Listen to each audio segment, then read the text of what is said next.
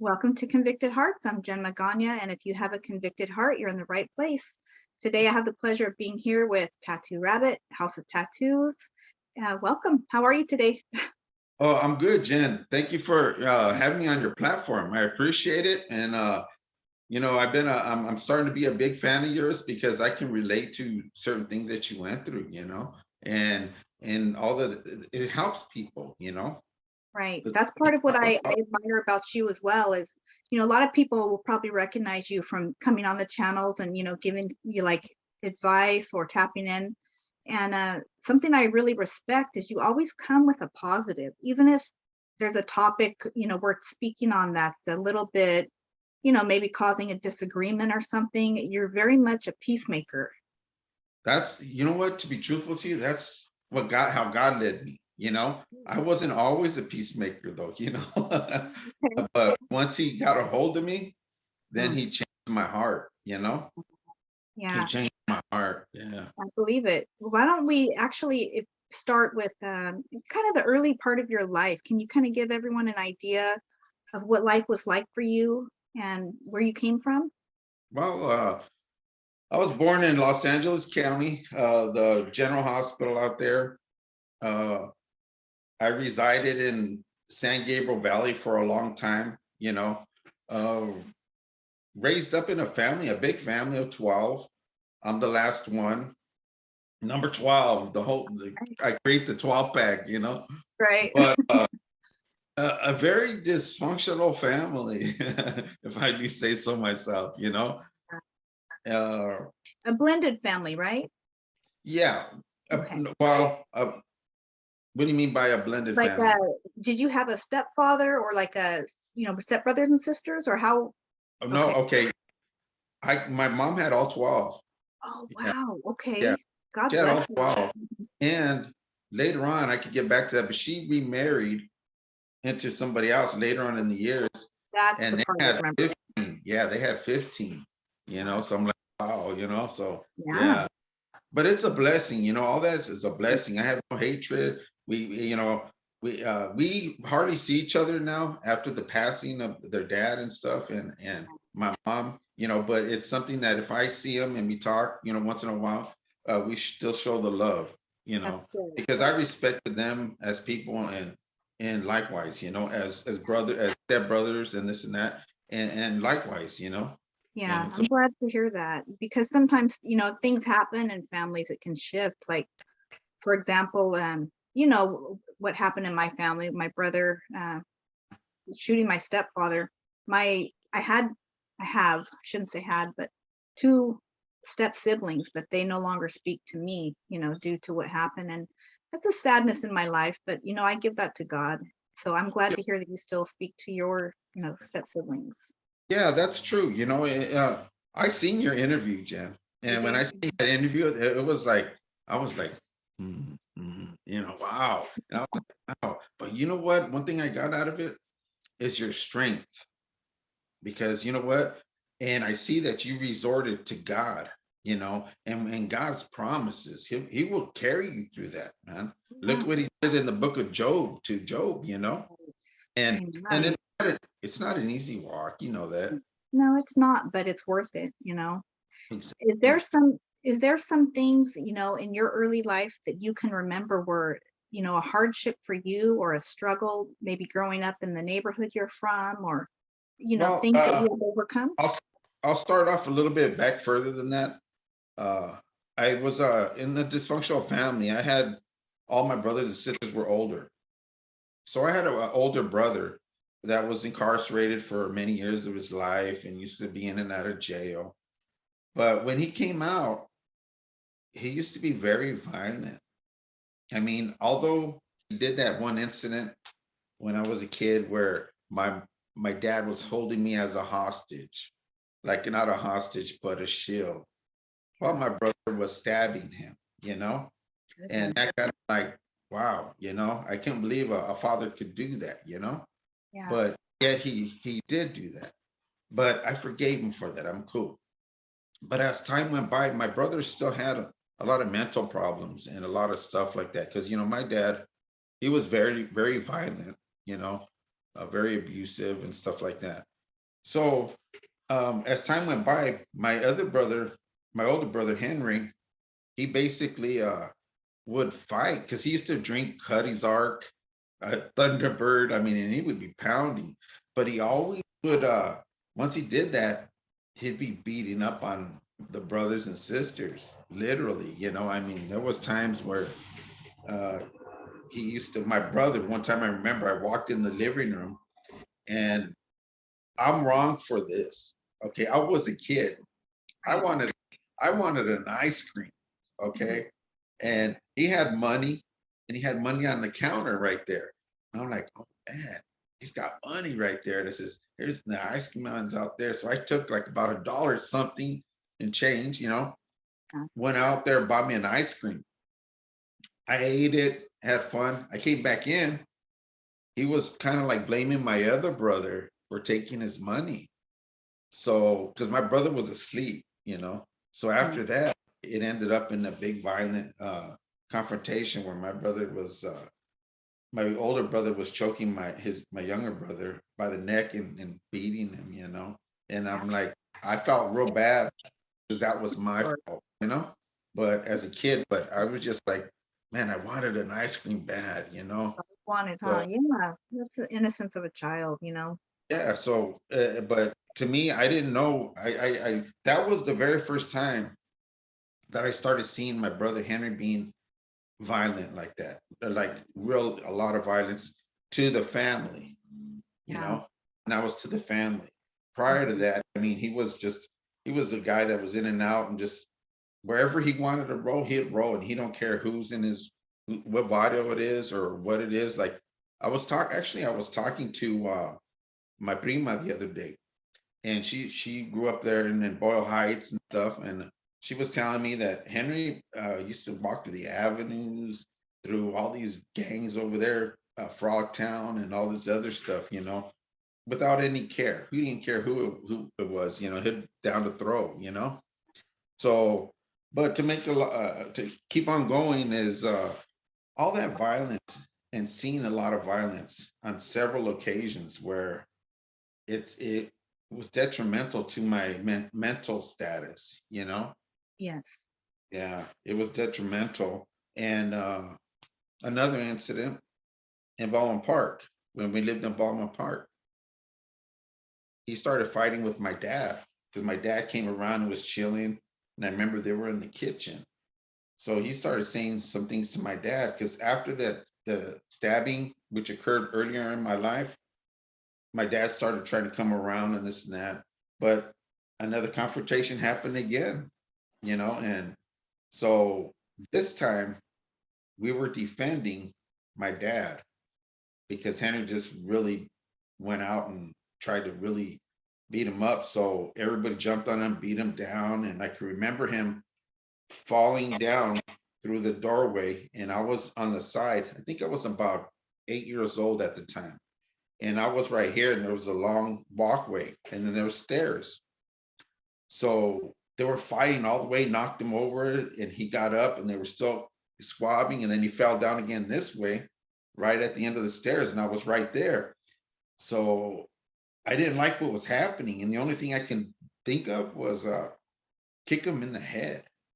So I kicked him in the head, and then I took off. I'm like, bam, because I felt like I get tired of the all the violence, man, pure Right. violence. Yeah. So I can yeah, I can definitely relate to yeah, the stories you're telling. When the incident when you said your father was stabbed by your brother and he was holding you, were you old enough to remember that, or did you say you were, yeah, yeah. I was old. Mhm. Remember that It because had to be very scary. I used to even tell my mom because when she used to take us in the car and I'd hear an ambulance, the ambulance is not coming for me, right? The ambulance is not coming because they came, and I was just like, no, and she was saying, no, they're not coming for you. They're not coming for you. And that's why even to this day I hate ambulances. Wow.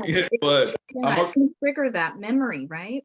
yeah, I'm a grown man now, and Mhm.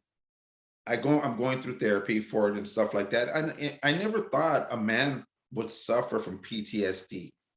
Yeah. Okay.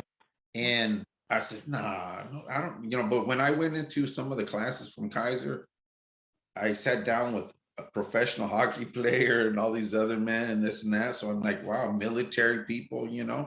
So it does affect men also. I thought something like, because I didn't understand it, but I felt like, nah, I shouldn't be suffering from it. Yeah. I think it's very, first of all, I commend you for that, for getting therapy and help and speaking out about it. Even here today, I Yeah, feel like this is important for other men to hear. It's completely normal and it's completely right. okay to reach out and to really, it shows to me as a female, I feel like it shows someone being more of a man by the fact that you're saying, hey, I need to address this, and it sets an example for our sons, our nephews, you know what I mean, people in the community. Like it's okay to get help and to better yourself and prepare yourself for life. That's very true, Jen, because I was self-medicating myself for many years. Like when I was my first get high was about 11 years old, drinking and stuff, you know. And then 13 really drinking. I mean, hard to try to get rid of that from my mind and stuff. So I self-medicated myself with all kinds of drugs, Jen. Uh everywhere from PCP, LSD, mushrooms, super cools, everything, just to try to get away from that. But I said smoke weed, all that stuff. And I says, man, it's not I feel good when I'm on it and do this and that, but when it comes down, it comes back again. It doesn't go away. Yeah, it's like a cycle, just chasing that to numb the mind, right? Yeah. So what I had to do is basically uh in my high school years, like in my junior high school and high school years, uh, I was growing up trying to find myself. You know what I'm saying? I ended up going to traveling from different schools. I was back from, like I mentioned, to Puente, Belinda, West Covina, Baldwin Park, Almani, Oh, wow. and Yeah. then off Norwalk. No, actually went from Baldwin Park to Norwalk, back to Almani, and then back to Norwalk.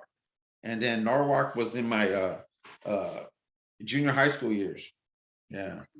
Yeah. And yeah.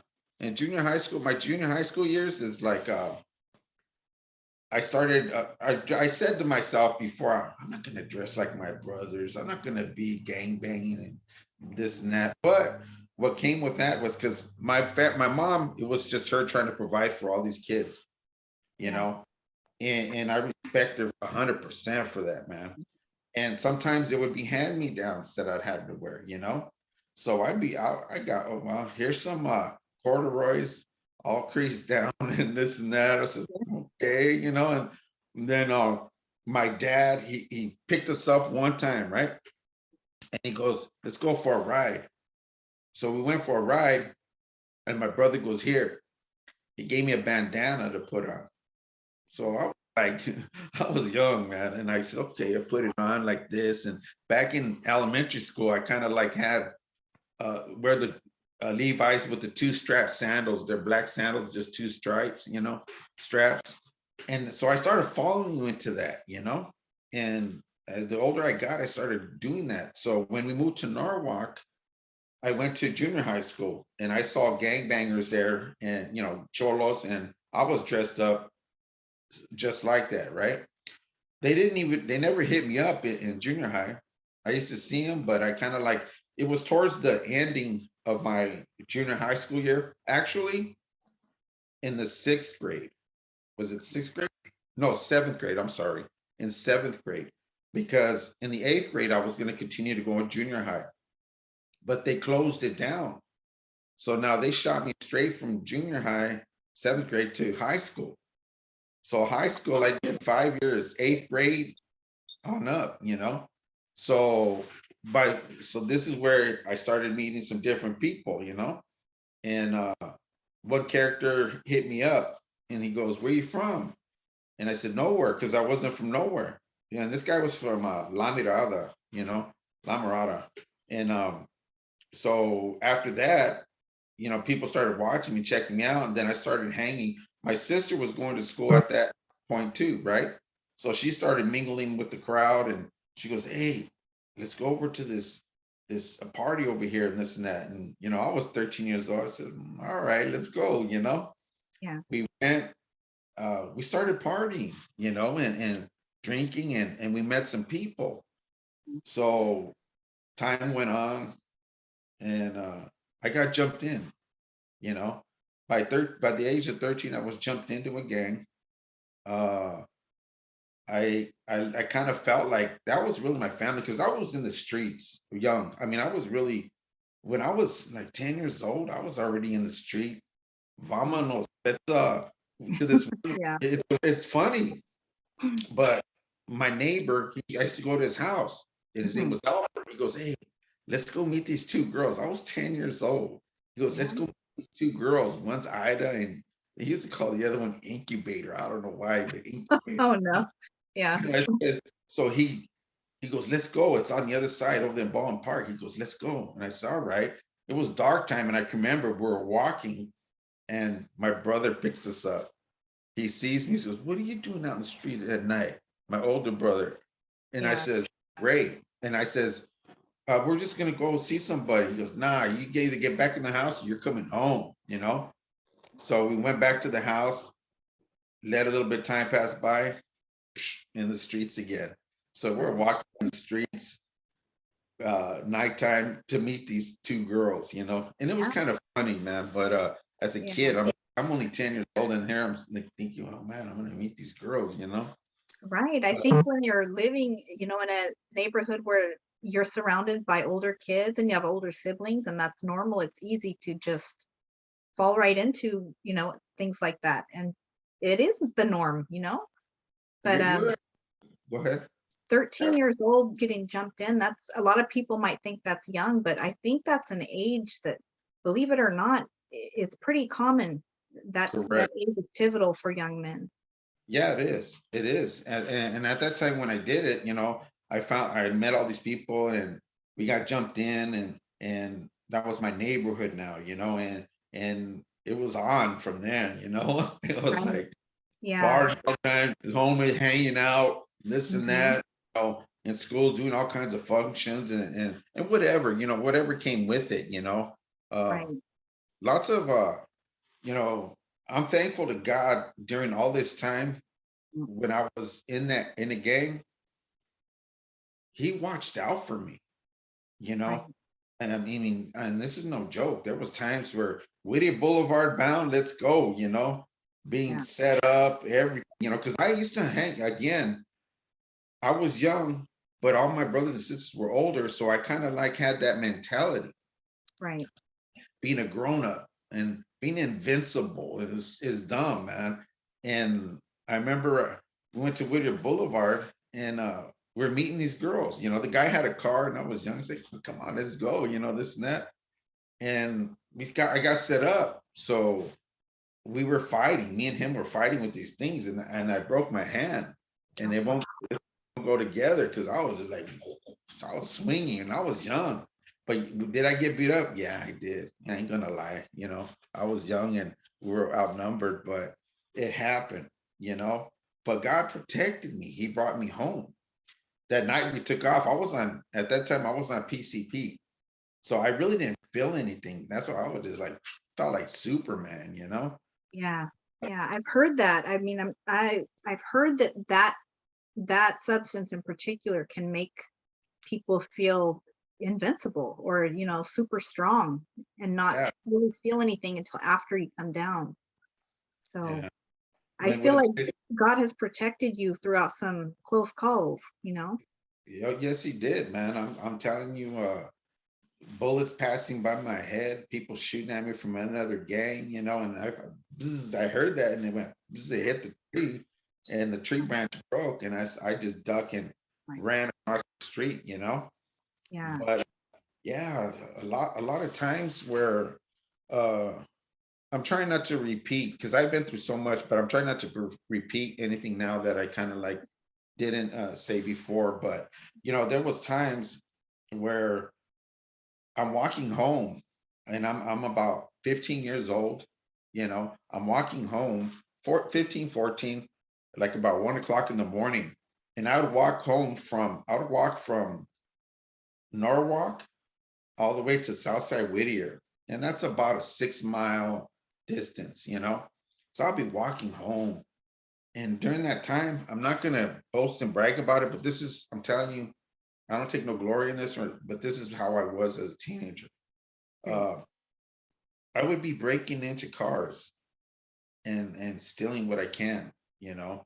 Sometimes I found weed, big old bag of weed, stereos and stuff like that. And that's how I used to get my money Right. because at that time I would be selling in school. If I didn't have some weed, maybe a little LSD or something. And that's how one of the older homies used to come and drop it off, bam, and hook it up, and I just go do what I have to do. Yeah. And, Yeah. Made it and very convenient to access those things, right? yeah, I feel yeah, like what something you said earlier struck me. I've heard this from so many people that I've talked to that used to be involved in some, type of gang or organization. And the one thing they say that they miss is that carnalismo, that connection, the brotherhood, the whatever you want to call it, like that is the one thing that they miss about something like that. yeah. How important do you think it is for men to have a, a type of men's group to come to and, socialize with each other? Before being young, and Mm. it was like my family. I mean, it was like all my homies were just like my homies. I mean, I had a lot of love for my homies, and that's no lie. Even to this day, I see some. Yeah. A lot of them passed away. A lot of them are already kicking the bucket.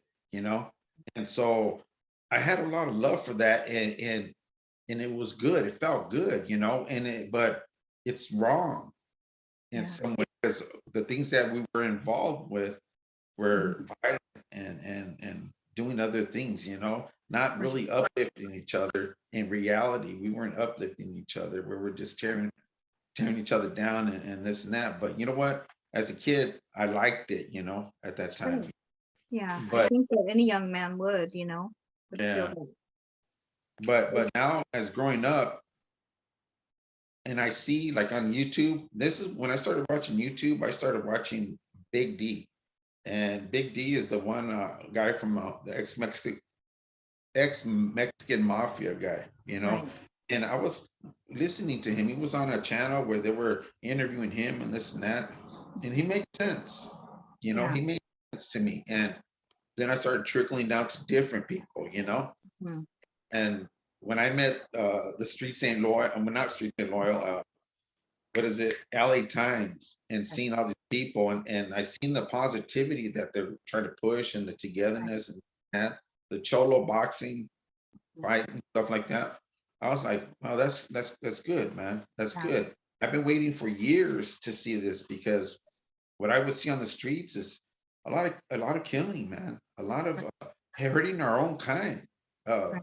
killing each other, man. When is it gonna stop? And Exactly.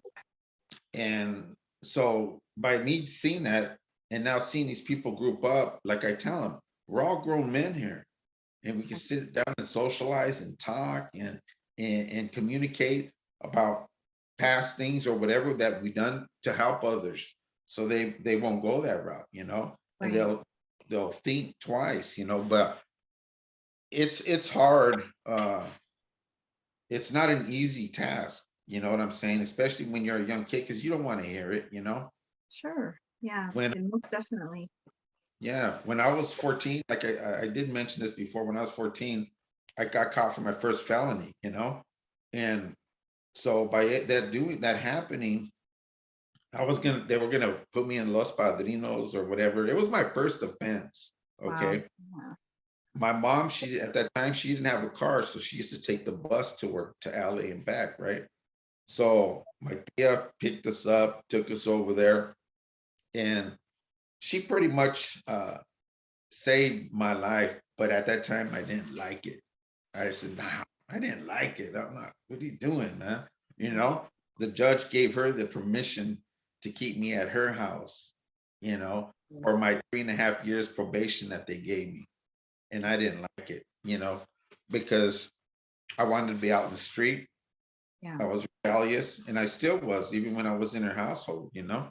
Mhm. But as time passed by, it's just a lot of things that I've done as a kid. It was like, all right, I felt good about it, you know. Yeah. And even as I got older into my 20s, you know, I moved away from LA and came out here. Okay. And I started kicking it with a lot of people from LA out here, you know, because it's like Inland Empire and LA had their own little areas. And so we were Right. kicking all different types of people, different barrios, you know. And so by me doing that, uh, still getting into trouble, you know. I mean, I don't want to speak of this, but it just some violent stuff where it was like big fights, you know, in places we went, and I was alone. I mean, to be truthful, I was alone because of the fact my neighborhood's over there, and these other people are here from a different neighborhood, but we were together. I went with them together, so it was like we're backing each other up, you know, and getting into some stuff with some people out here that I didn't even know, you know what I'm saying? Just because I Yeah. was there with them, you know. Right. Right. Just And, being there. and I remember that day that I'm not going to get too graphic into this, but after all this happening, and there was people stabbed and shot, and uh, we took off in a car, me, this other guy, and this one girl. And so we said, let's get out of here. We bounced. We went to the park, smoked some polvo, and we go, okay, let's go back. So let's just drive by to see what's cracking, right? So I was sitting shotgun, she was in the middle, and he was there. And we're going under a bridge, and all of a sudden the Huras pulled us over. And when they pulled us over, they were at gunpoint and everything, man, because stuff went down. Yeah. So they were telling us, get out, walk out, put your hands out, do this, walk backwards, you know, everything, the whole thing. And I did it, right? Now the driver that I knew, I said, he's gonna get himself shot, man, because he's not following the directions, man. And I said, he's gonna get himself shot, man. And that's just the way he is, you know. But he ended up just walking back, and they got him, took him down, you know. But they were looking for something, you know what I'm saying? Sure. But Yeah. I thank God for carrying me through so much, man. Right. Yeah. Even in That that situation, when they rolled up on you guys, that's a tense situation. And if somebody hasn't been in that position to have guns drawn on you, there's no way to explain it, what's going through your mind and your blood pumping. It yeah, doesn't feel good. yeah. Yeah. I just did it, and I just listened to what they said. And when they got the girl out, and which I knew she ended up being my sister-in-law. Oh, Uh, wow. What a yeah, trip. sister-in-law. But we were walking. She was walking backwards. They got her, put her on the car, and what they made her do is they bend her over. And I'm like, Mhm. they make her bend over, and then they started talking dirty to her and stuff like that, you know. And Yes. and I said, well, this isn't about this. I'm just saying to myself, you're pulling over for some other things. But yeah, Mhm. something like that happened, you know. Right. But yeah, so just my life is been a lot of stuff, a lot of violence.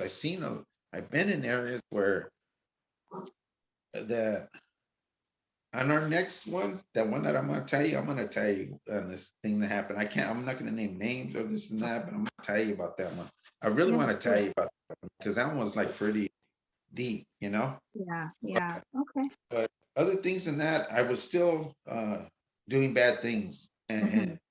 I mean, I was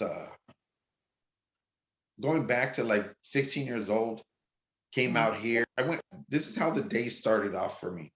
Okay. My homeboy tells me, hey, let's go to this party. It's over there, I think in Los Nietos somewhere, and that's over here by Cantaranas. And I said, okay. So he picks me up in his car, and I said, man, I don't even know anybody there. He don't know anybody, just heard of it. So let's go. So we went in his Caprice and we drove down there.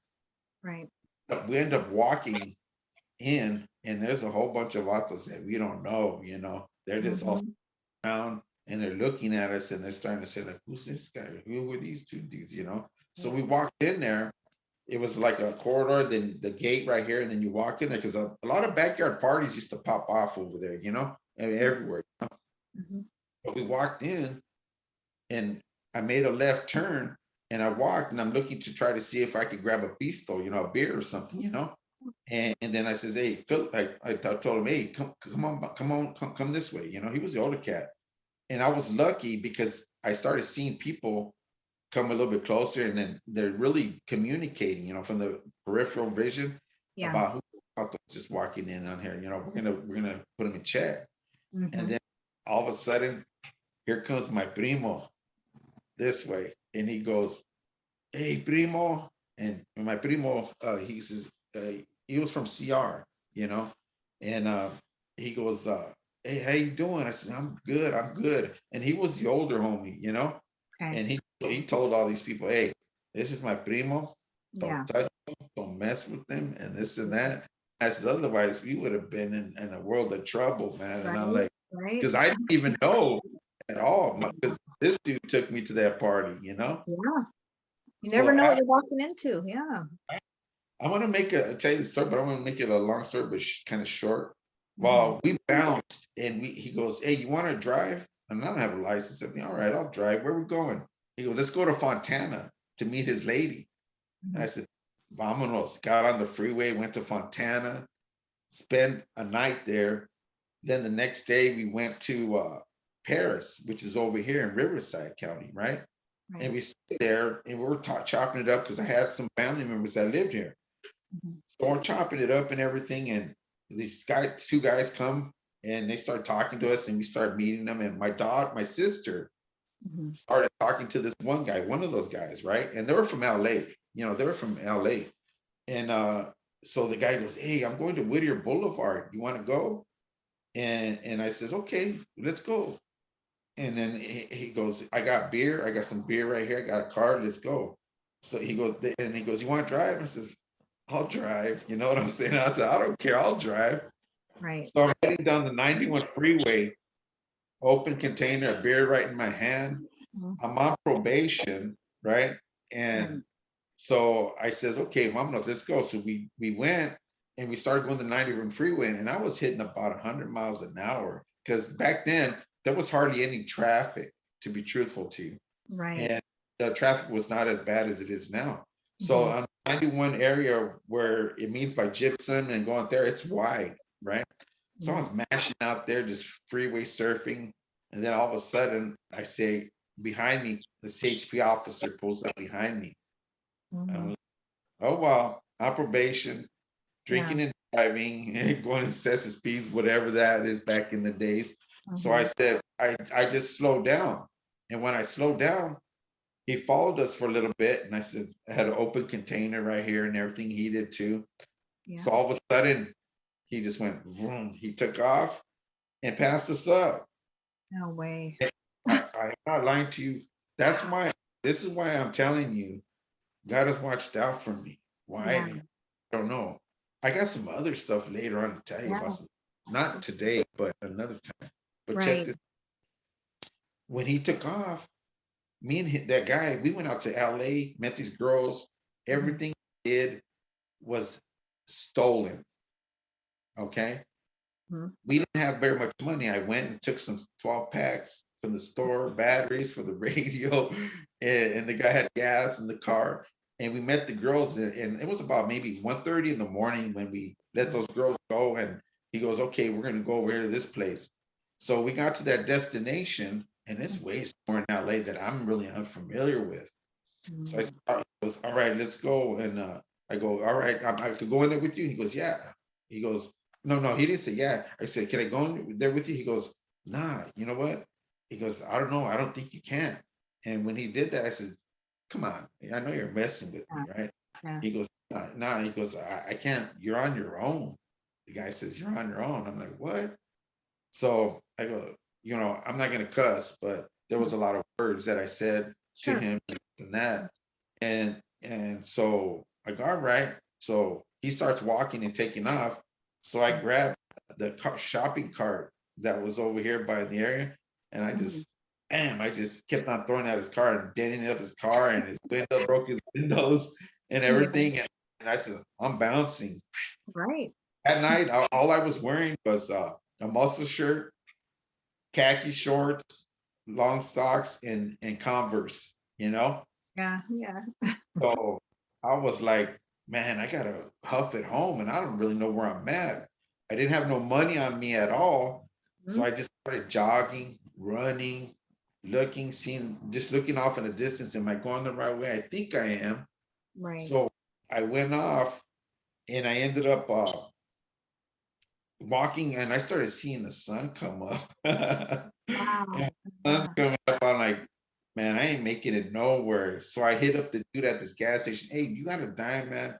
I'm gonna make a phone call. He gave me a Mhm. dime. Man, I made a phone call to my brother. Hey, I'm over in such and such street. Come pick me up. Right. So he picked me up. Now we're gonna finish that story off right now by Mm.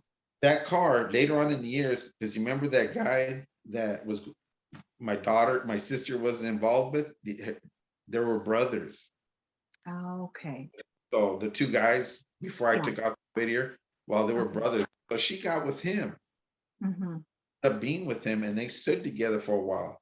And then he says, I go, man, I remember your brother did this to me, man. And I messed up his car, man, because he left me hanging that day. He goes, hey, that wasn't his car. And he says, because that guy told me, he goes, that was a stolen car, bro. And I'm like, so that's when I says, man, God, you are watching out for me, man, because I was on probation, drinking, underage, all this other stuff, and speeding and all this, and the cop went like this and took off, man. And Yeah. so yeah, it was crazy, man. There's a lot of crazy things Right. that I participated, but I thought was fun. Yeah. At the time, right? You did. It seems like all these different incidents that happened to you, all these close calls, like you said, God always had his hand on you. He Yeah. wasn't far from you. Did you And have faith from the time you were a child? I mean, was your mom a praying mom? How did that faith come into your life? seeing my mom in the early ages, she was a very positive woman, Okay. and, and she was how would I say? She did believe in God because I seen her praying to Catholic. She was Catholic. Yeah. She not all her saints and praying and this and that. And I was a Catholic also at that time. And but I felt like I didn't have a relationship with God. I was just going in there, kneeling, praying, doing that. Yeah, And I going through the really motions. felt like, even when I read the Bible, I felt like it was just a book to me. I was reading it like a book. And until I learned how to pray for the Holy Spirit to give me the wisdom. And he took me straight to Proverbs, you know, and in Proverbs. And then I started reading Proverbs and this and that. And every time when I get to the Bible, I start praying for the Holy Spirit to give me the knowledge and the wisdom from the Holy Spirit, so that I may understand what I'm reading. Right. And a lot of that with going to church now, my life's changed. I'm not the same person like I was. I used to live with the devil and do his work and do this and that. Yeah. Where now I'm humble, kind, Mhm.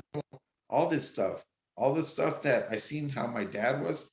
Uh, I didn't want to be like that, because when I started having kids, um, my life started changing. I still was doing drugs and still was uh, being like active and doing what I was doing for the gang, kind of like, you know what I'm saying? But then Yeah. I started changing. And as Mhm. I started changing, still get into trouble sometimes because I was like, I had a hot head, Jen. I had a hot head because first of all, I was suffering from PTSD. I Mm. didn't know how to take care of it. So I would just consume alcohol. But Mhm. one thing that I know that I didn't want to do is be like my dad, which was abusive to my spouses, abusive to anybody. My kids, as they were growing up, I would never hit them. I would discipline them and this and that. But one bad thing that I had as a parent, which I regret it, is when they did wrong, I took it out on their stuff. Yeah. TV, TV. I Yeah. broke stereo. You ain't having this no more, and I'll Right. break it, you know, and I throw it. But later on, it ended up costing me money because I had to replace it. You know what I'm saying? Right. But Yeah. I was like, I won't. I used to take it out on things around rather than Right. people Yeah. The because material I I, thing. I Yeah. didn't want to be like my dad and be Right. beating kids, beating Yeah. up on my wife or Mhm. disrespect my kid. And so I chose to take it out on other things. Yeah. I can understand that for sure. No, it's so cool, like, seeing your artwork behind you, I'm, like, fascinated by it. How did you come into tattooing, and did that play a role in you getting out of the things you were doing? How does your faith come into that as well?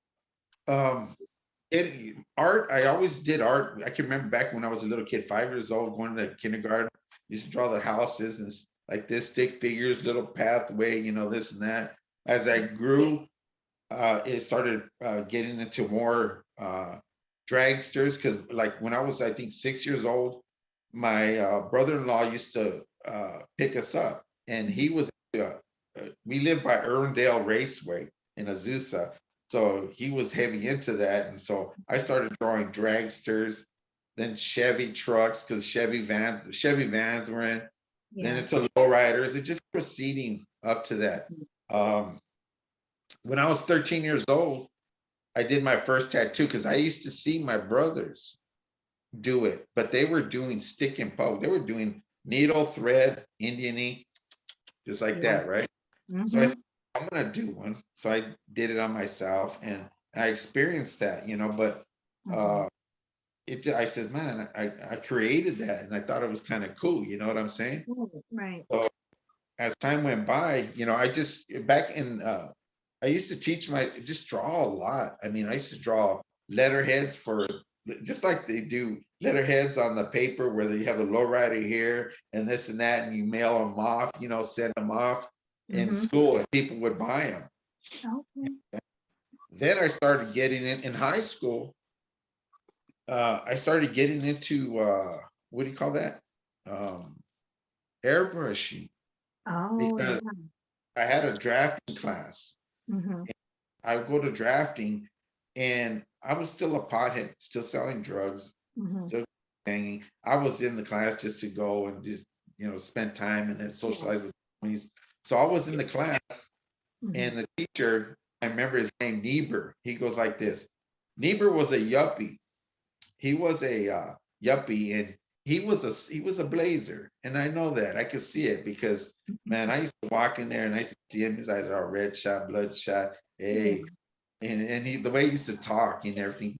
He Yeah. did teach his class, but he was Mhm. cool with the students. And I respected him. There was some teachers that didn't uh, actually take pride in their work, and they were sit. Let me tell you this one incident in Mhm. high school. We were in class, and we were sitting there. And when we were sitting there, that we had this own little. There was like 6 of us, and we made a round circle in the back of the room, and we had the girl go up there and she sprayed perfume over there by him and walk around. And we were blazing up in there. And then we were chopping up stuff and snorting stuff back of the class. You Wow. know, Yeah. he was just like letting everybody run amok and Yeah. stuff like that. Well, he Mhm. didn't he didn't do what he's supposed to do. Right. But, Yeah. but as for faith, like, in high school, I mentioned Mhm. this one cat. He was older than me, but Mhm. I was a cholo, but he would always come and approach me, and he Mhm. says, "Hey man, God loves you, man. Get into the Bible, this and that." And I Oh, go, "Oh man," I said, "Now why are you doing this? And why are you coming to me like that, man?" He was persistent. He was very friendly, very kind, and very peaceful, man. And he would just constantly, he had long hair and just he looked kind of like a stoner dude, but he was just himself. But he Mhm. would be carrying the Bible with him to school. And Wow. so I remember that. And then he Mhm. kind of planted things in me sometimes, where I says, you know what, God, I felt something, even before Mhm. that, but uh, I still remember that. That was like he was planting seeds. Yeah, most definitely. It sounds like he was placed in your life for a reason, you know? Yeah, he was, man. And I contribute. I ain't gonna lie to you, man. Mhm. Like I mentioned on the other previous things, is having an out of body experience when I Mhm. was 11 years old and I got hit by a 64 Impala and I was out of it. And to see myself laying on the ground in Almani and Mhm. watching, I felt something behind me. I'm like, I felt the presence, not evil or nothing like Mhm. that, but I was watching everybody around me, the spectators on the corner like that, because the street was like this. It was a Mountain View and I think Mountain View and uh, Peck Road, I think it Mhm. was, you know. And Yeah. so they were all watching me, and then they put me on the gurney and everything, and Mhm. shoved me into the ambulance. And when they did that, I woke up and I seen the ambulance, and I was out again. And because I had a cracked skull, I was bleeding internally, and I was kind of like, I felt like I was having an out of body experience because I seen myself, and to at a young age. But the presence that I felt was, Mhm. I felt comfort, Right. felt comfort. But Okay. I guess it wasn't my time, you know. Mhm. So I still wasn't doing good in the hospital and everything, man. I wasn't, out of it. And I remember waking up, and I don't know how long it was, but I says, "Where's first thing is where's my mom?" Yes. But yeah, but anyways, to get back to the faith thing is like I know God has when God started coming into my life and throwing me that rope, and I've been seeing people talk to me, I Right. kind of like grabbed onto it. But Mhm. then I said, because there's a lot of trials that come with that, because the Yeah. devil, the enemy, he don't want you to be serving God, Mhm. So he'll come and he'll try to do this and that and whatever. So I said, you know what? I says, no, I don't want to even read the Bible or this and that and Mhm. put it away and stuff. And so as time went by, it continued to do that as years progressed. Right. But how at one point I says, you know what? This is one thing that my ex in the older years, I already have kids and everything, right? Right. And my second wife, Mhm. she was there, she came outside, and I was going through so much. My first ex, I was taking me to the cleaners, uh, Mhm.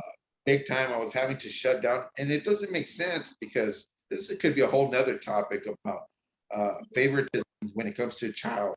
Because I had insurance for my kids, I bought clothes for them, I paid their child support, and they were with me 50% of the time. But it's just like when you make more money, the ex wants more money, and that's what happened. But so she was stressed out, I was stressed out, my kids were here, I Mhm. was at one of my shops, and I was there till like 1 o'clock in the morning. Sometimes I would miss my kids, you know what I'm saying? Oh, yeah. But I had to do what I had to do because I was providing for my home, the business, and my step kids to have a place to sleep, everything. I paid for all the phone bills, everything. I was doing that. I told my wife, whatever money you get to, that's yours. I used to provide for everybody.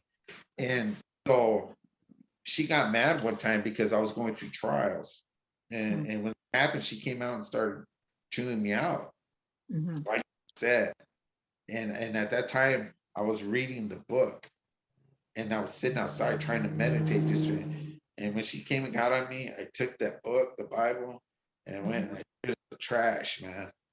Oh, After, wow. Yeah. it's no joke. And after that, I'm like, what am I doing, man?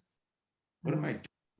I went back into the trash, got Yeah. the book, out, but the ones I couldn't, because they were there, I left them there. I got the book out and I said, Father God, he started touching my heart right there. And he says, you know what?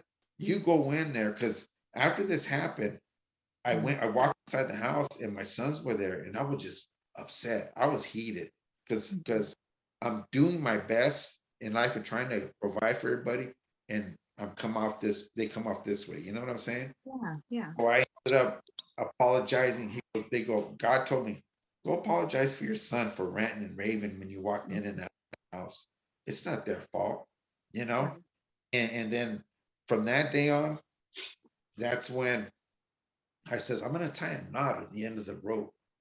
Because when he throws me that rope again, and I'm not gonna fall off. And that's what I do. That's Wow. and ever since there, but I tend to just continue to learn. I'm growing in God's word. I'm growing as a Christian, man. Yeah, And it's a blessing, Jen. It's a yeah, it blessing is. because yeah, I like that, the way you put that. That's gonna stick with me. Tie a knot on the end of that rope, you know, yeah, and you can that's always true. cling on. That's true because we never because being a Christian, it's not easy. And No. even like the pastor was saying this weekend, it's not easy. You're gonna have Mhm. a lot of trials, a lot of this and that. People are gonna persecute you for his name's sake, Right. And Yeah, it's true. It's yeah, so true. and And it's something something that I wanted to ask you because you do seem like you have, despite what you've been through, you seem pretty level-headed now and calm. But how do you handle maybe I think a lot of people out there this would help them. How do you handle when people come at you sideways or you get, what they call haters or trolls or how do you handle that? just I had a troll, my first troll not too long Oh, ago. welcome and to the and I don't club. have my channel. Okay, I don't have my channel or nothing, Right. but he was on Sunny. So Okay. he got at me on my Mhm. Instagram and Yeah. started telling me stuff on Instagram. I'm like, what? Mhm. Like, about how can you hang with this Vato, Sonny, and this and that, and I'm like, Yeah. oh, I got my first troll, Yeah. and I says, okay, I'm not going to give him the joy. Not going to let him take my joy away Right. because I like the message and I Yeah. blocked it. That's it. I'm Good not for going to you. feed into that. Yes. It's like certain things I Mhm. learned to stop, Mhm. evaluate the situation, and is it worth it, me losing my joy to come off and snap at this person and continue to get me angry? Because what does it do? It tells you in the Bible. It's like certain things, it's not good for your soul, it's not good for your bones. It starts manifesting in you and you start feeling ugly and terrible. I don't want that. I want the peace that God has for me. And yes, I love that because, I won't give it too much shine, but I've been getting some trolls recently, Yeah. and they've been trying really hard to knock me off of the mission that I'm on, to stay positive. Same thing, some of the same things, why do you associate with these people or those people? Also just trolling my channel. And the funny thing is, or it's not funny, but these some of them don't realize that they give themselves up by the certain words they use and lingo, and you're able to figure out who they are. Yeah. And I Something. have a daughter who's pretty smart with doing some discovery on things. And believe it or not, a lot of these people come from somebody connected to your inner circle. You're absolutely right. You're absolutely right. You hit it, you hit it on the button, Jen, because uh it takes you I'm very analytical, Mm. and I just like I start saying I want to find out what's cracking, this and that. Yeah. You could put two and two together. You could read people. I'm a pretty good at reading people and understanding people how they are and this and that. What this person, if this person is real, if this person is fake, you know what I'm saying? And to me, I'm a man that when these trolls come on, like for you example, because you got this more than I know I'm gonna anticipate that, but I'm Yeah. not, don't give them the time of the day, Jen. Right. bye, thank you very much, have a good day, click, or whatever, because, and they'll still continue and do it, and just block them, do what you have to do, because you know what? As a person, I know who I am as a person. And was I a good person before? No, but now I am. Right. Now I God. Now I have to be obedient to what God says, and and I understand that now, man. I understand that. So all that trolls, don't feed into them. Let Yeah. them go, push them off. I have Yeah. people that, like persecute me for being a Christian and this and that. One time, this was for my own family, my own stepkids and stuff. Okay. My second wife goes, "Hey, let's go down to my daughter's house." Okay, go. So at that time, I was barely being fed, but Mhm. still, I know who I serve. And so we went down there and we sat at the table, but God told me, He says, "Hey, you're going into the lion's den right now." Right before we left, and I'm like, "Well, okay." I says, "All right, God." So I went there and we sat at the table, and they all came against me, like, because I was a Christian. And I was saying, "Hey, I know who I serve, and I'm not afraid of them." I said, "I know who I serve." And one guy says to me, he goes, "You believe in God?" He goes, "There is no God. There is no this and that." And I said, "Yes, there is. And I know who I serve, and I'm barely growing." But this other person says, 1 year from now, you're going to think different. Like, I'm going to stray away from God or this and that. I Mhm. says, 1 year from now, I'm hoping to be more grounded than I was this year. You know what I'm saying? Right. And so the guy's all like, "I am God." The guy goes, "I am God," right? Mhm. And I'm like, okay. And at this time, I'm not upset. Mhm. I'm not going to let it steal my joy. But Yeah. although I was in the lion's den, I kept my peace. Just like in Right. Daniel, the lions were going to attack, I just kept my peace. And Right. so to continue on the story, a couple days later, I was driving down the street, and that same guy that said, "I am God," right? I'm at a stop sign. He pulls up next to me and he says, "Hey, George." I said, "Hey, what's up?" And I said, "Hey, God loves you so much, He'll let you throw yourself to hell. He'll let you go that route. He gives you he gives you two ways to go. Narrow is the way to, what is it? Wide is the way to destruction, and narrow is the way, to Yeah. righteousness, whatever. I can't remember the word from word. But Right. anyway, he goes, "We are in hell." I go, "Well, then if you believe there's a hell, there's got to be a God, because there's a heavens too." Right. And then I'm like, okay. Mhm. But yeah, but uh, I'm not perfect, but I know how I am. I'm only going to grow more. And I see that, to where I want to associate myself uh, with people that are with God. You know what I'm saying? But also, I do want to be in the mix where, just like Jesus was, where they needed him. You know what I'm saying? Tax collectors or whatever, or people of that been where I was at too, that Right. did what you see, and I'm Mhm. dropping seeds, just Yeah. like that. I think you probably seen it. That new picture that I'm drawing, a self portrait of me carrying the cross, I love and that. Yeah. yeah, I haven't finished that, but I will. But you Mhm. see, and people are going to hate me for it. People are going to probably comment this and that. I'm not perfect, but I know I love who I am now compared to how I used to be. I can Amen. show love. I can tell people I love you as a brother or as a sister, and you're not even related to me. Right. And Yeah. that's from God, you It know. is. Only God can give you peace like that. There's Yeah, no there's no drink, no substance, no person, no action. Only God can give you peace like that. And you know what? To be honest with you, those people that we just finished talking about, trolls or whatever like that, I think in a way what they see is they're envious. They want a piece of what some of us may have. You know what I mean? And they don't know how to get it other than to attack us and try to attach to us. And correct. they can find that peace with the Lord, you know? Exactly. All you do is, you have to be. serious. You don't, okay, change doesn't happen overnight.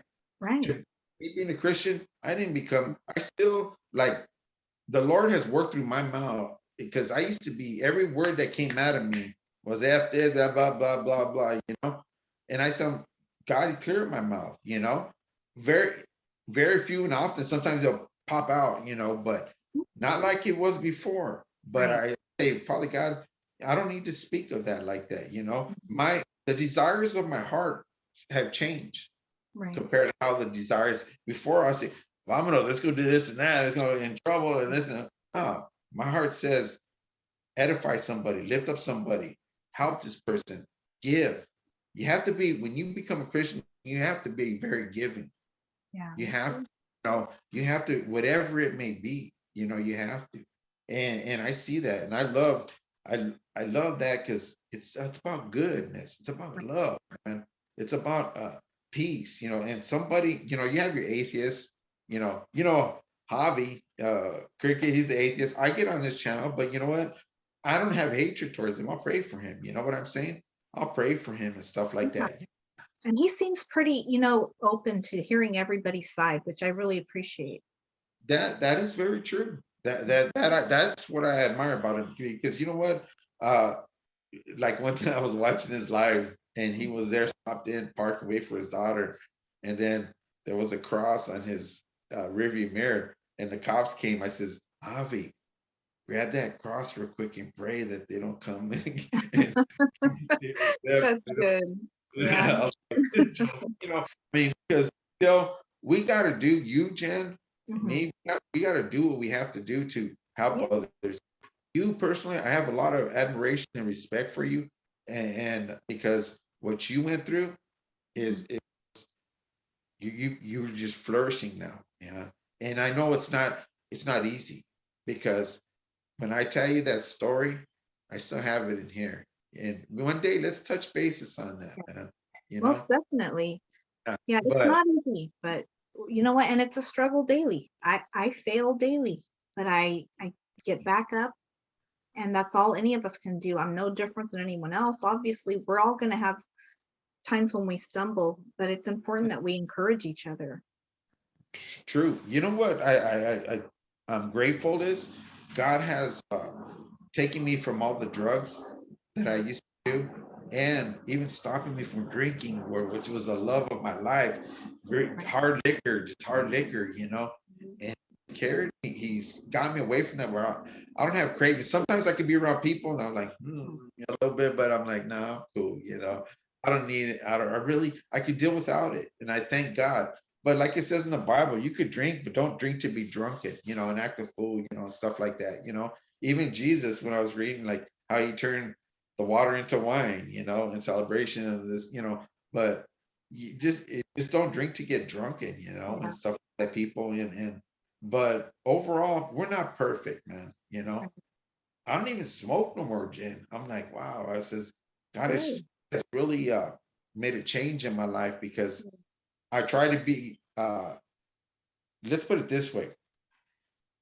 I went through so many trials not too long ago, even to where I couldn't walk, Jen. I got injured, I couldn't walk, and I was crawling, and I was literally walking, crawling from my living room to my kitchen, just and on the phone on the cell phone with my sister, and I Right. was laughing.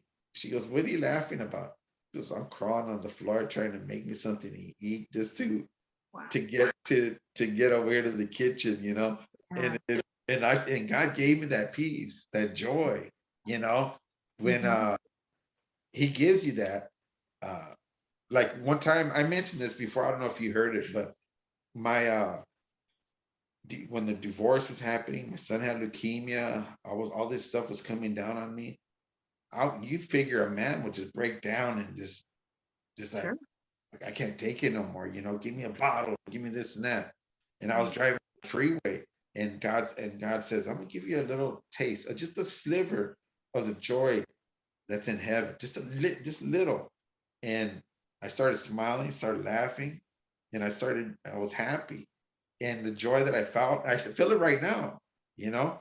And what He gives you is the peace, and the happiness and the joy when you go through those trials, like you've been through, you know, and you'll be able to get through them. And people, my mom, I went and drove down my mom's house. I said, "Hey, Mom, God gave me a taste of what heaven's gonna be like, and I'm still happy. I still feel it." Yeah. And she, I'm happy for you, Mijo, you know, blah blah blah. Mm. When I got back to my lady's house, she Mhm. goes, "Are you okay?" I says, Right? "Yeah."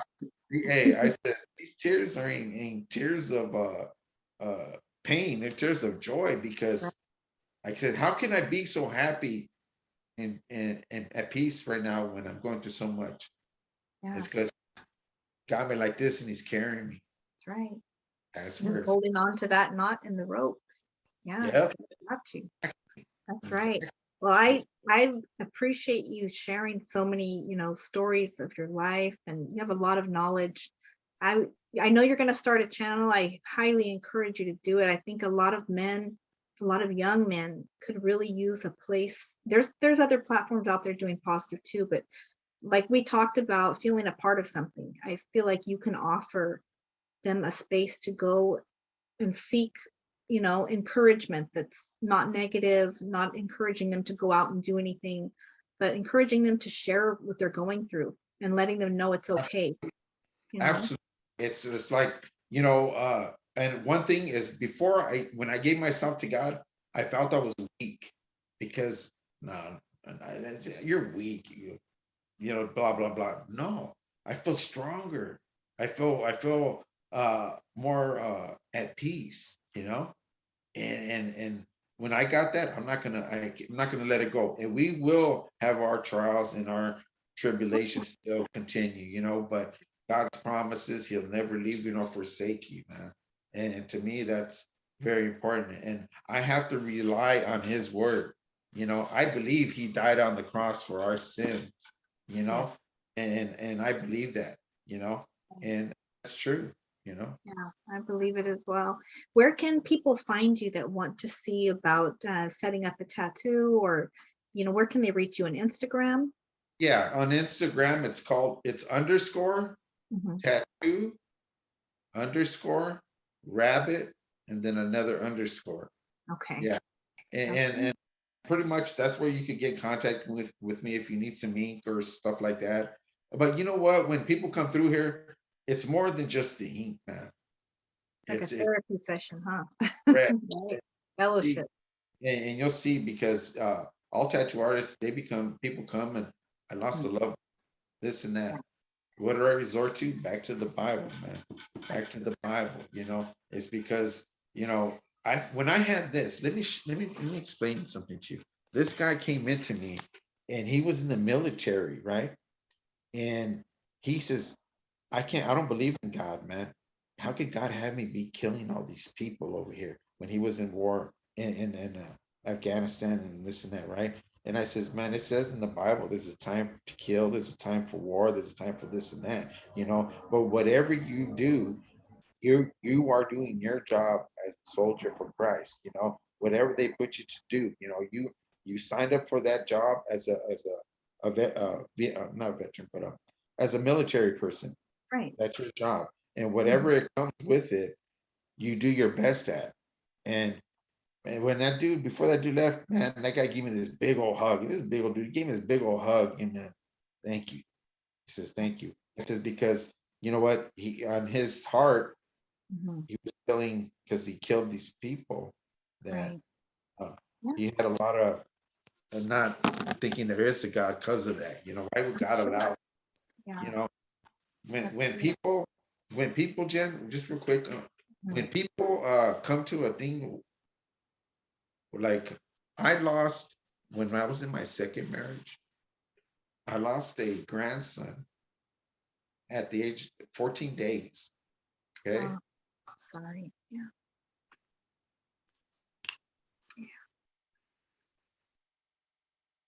But Father God, he's so Yeah. when people go through these things, I feel that pain.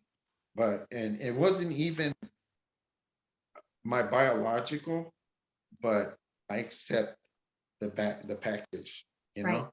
And Yeah. when that happened, I kind of like, I didn't like it, but I Yeah. know there's a reason. God told me, because my ex at the time was, um, had a lot of hatred towards God because of it. And I told her, no, don't do that, man, because there was a reason for everything, and I don't wish it. I don't wish it. Don't get me wrong, Yeah. Yeah, but it happened. Right. Yeah. And So that's something that, other people out there that have the same experience, I can Mhm. relate to you and I understand, Yeah. and but God will carry you through, man. There's a reason for everything. I don't question what God does, anymore. I don't. Yeah. And there's a place for everyone, to feel accepted, and just reach out, reach out to one of us, reach out to someone that is going to leave you with that peace and encourage you, because that's That's at right. the end of the day, that's what we're here for, to That's encourage it. each other, lift each other up. Yeah, Yeah, most man. definitely. Well, I thank you once again. I really value your opinion, your stories, your friendship, and I look forward to doing this again and hearing that other story. So, Sounds good. Yeah. To me, I want to get that out too because it's more stuff that can help somebody. I'm dealing yeah, with a lot of heartache and pain and right, stuff. Seeing such things happen, and right. and go from there. Okay, that sounds good. Well, I'm going to send everyone out with a ton of love and blessings today. Yes, Same goes to you, encouragement. I appreciate you, and have a peaceful day today and through the I, rest of the week. I will. And God bless everybody that gets to watch this, and may God. Uh, I'll pray for you that those who are going through trials and everything, and God is good, man. Never forget that. No matter what we go through, God's promises, He will never leave you nor forsake you. And Yes, so don't be afraid of God. You fear God, but in reverence. But right, don't fear God. You go up to God, and I mean you follow God's. Be obedient to what He says. There you go. right. Stay encouraged, everyone. Thank you, Jen, for having me on. It's Thank you. always a blessing. I too also appreciate your friendship and everything, and thank you for letting me use your platform. Thank you. All right, sounds good. And we'll talk to you soon. You guys have a good day. You Bye. too. Bye. Bye.